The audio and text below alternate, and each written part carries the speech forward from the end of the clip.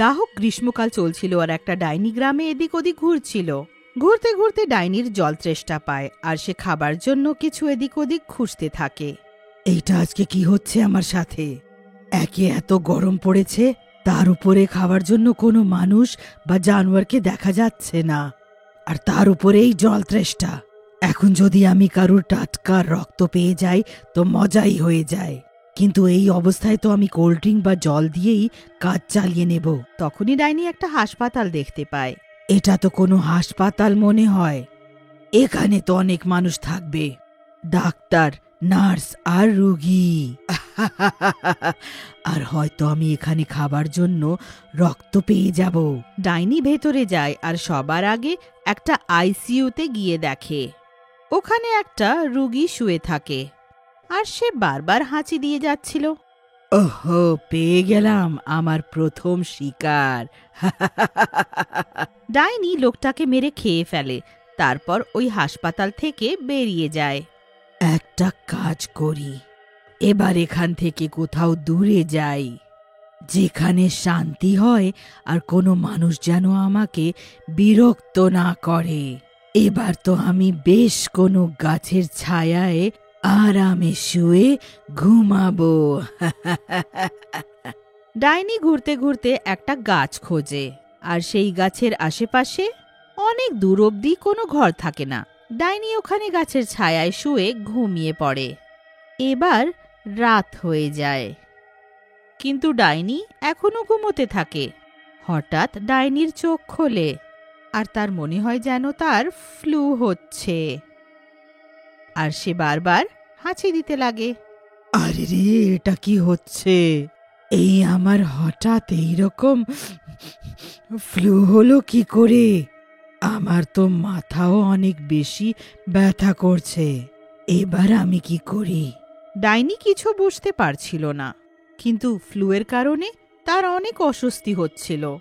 আর শুধু এই নয়, তার অনেক বেশি রাগ হচ্ছিল। এবার আমি কি করি, কোথায় যাই? একটা কাজ করি, আবার সেই হাসপাতালে যাই আর গিয়ে ওখানকার ডাক্তারকে বলবো আমার ফ্লু ঠিক করে দেয় যেন, নইলে কাঁচা চিবিয়ে নেব। ডাইনি রাগে বিড়িবিড়ি করতে করতে আর হাঁচি দিতে দিতে আবার সেই হাসপাতালে যায়।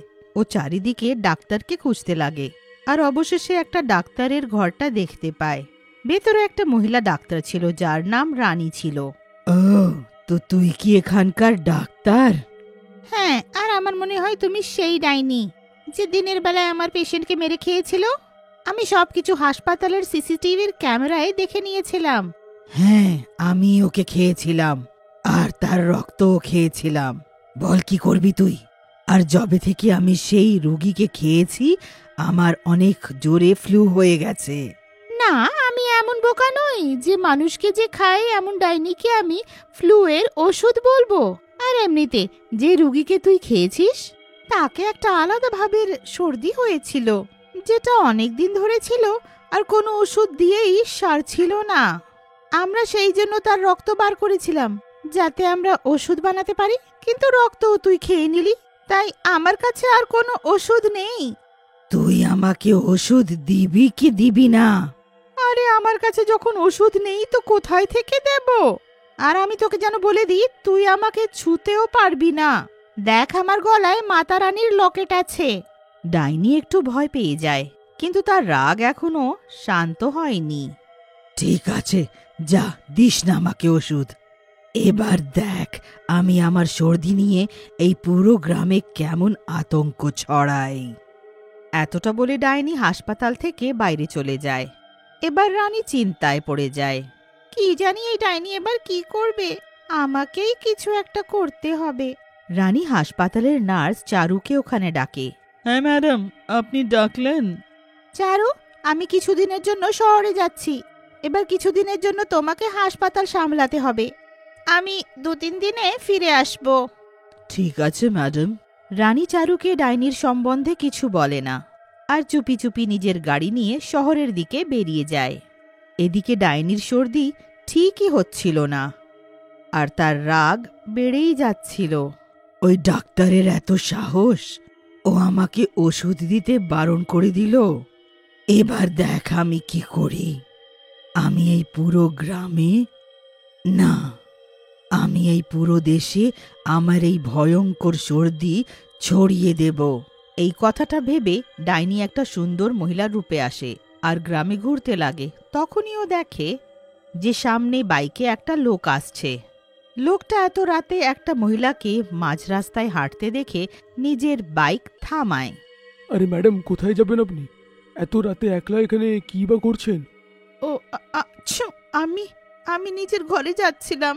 আজকে বাড়ি ফিরতে একটু দেরি হয়ে গেল। ডাইনি ইচ্ছে করে বারবার সেই লোকটার মুখের উপরে হাঁচি করতে লাগে। আরে ম্যাডাম, আপনার ঠান্ডা লেগেছে, আসুন আমি আপনাকে ছেড়ে দিই। আচ্ছা ঠিক আছে, আমি আপনার গাড়িতে বসে যাই আর আমি আপনাকে রাস্তাটা বলে দেব। আপনি আমাকে ওখানে নিয়ে চলুন, আমার ঘর এখান থেকে বেশি দূরে নয়। ডাইনি লোকটাকে উল্টোপাল্টা রাস্তা বলতে লাগে। ব্যাস হয়েছে দাদা, আপনি আমাকে এখানেই নামিয়ে দিন। তখনই ডাইনি নিজের আসল রূপে চলে আসে আর লোকটাকে বলে, এটাই তো আমার ঘর, এই গাছেই তো আমি রোজ রাতে উল্টো ঝুলতে থাকি। লোকটা তাড়াতাড়ি নিজের বাইক নিয়ে ওখান থেকে পালিয়ে যায়। বাহ, এবার আমার পুরো বিশ্বাস আছে যে সকাল অবধি তার সর্দি হয়েই যাবে। কিন্তু এইভাবে তো আমাকে সবাইকে সর্দি দিতে অনেক বছর লেগে যাবে।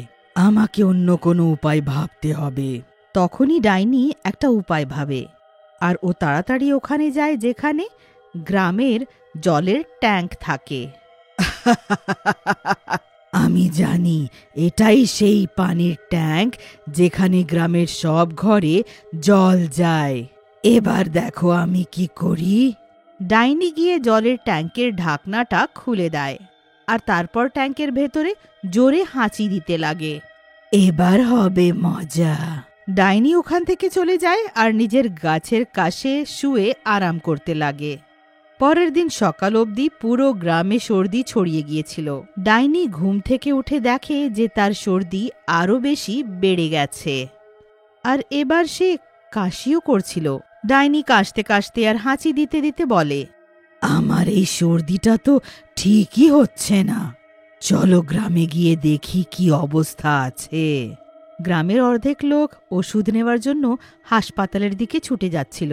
ডাইনি একটা ঘর দেখতে পায় আর ও সেটার ভেতরে উকি মেরে দেখে ভেতরে একটা মহিলা নিজের বরের জন্য কাড়া বানাচ্ছিল। সেই মহিলা আর তার বর দুজনেই বারবার হাঁচি দিচ্ছিল।